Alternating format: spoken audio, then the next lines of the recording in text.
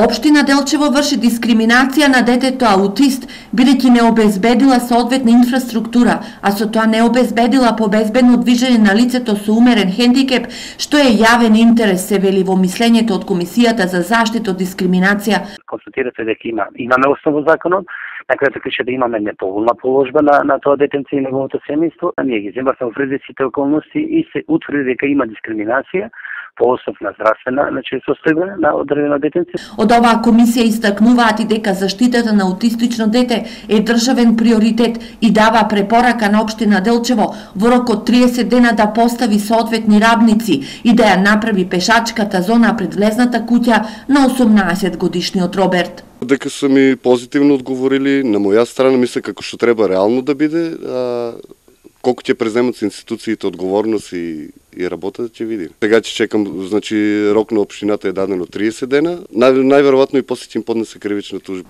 Родителот Виктор 3 години се бори да се изгради пешачката зона согласно ДУП за населбата Расадник, но секаде наидувал на затворени врати, а неговиот син на дворешниот свет го набљудува сокрен од шупата поради стравот од возилата.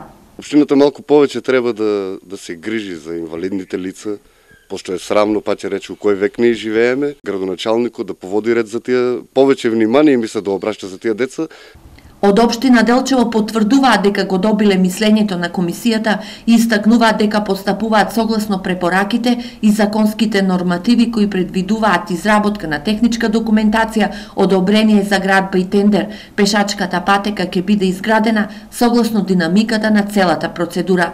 Родителите на детето аутист ја очекуваат реакцијата на општината, доколку не се изгради 23 метарската пешачка патека, најавуваат граѓанска непослушност.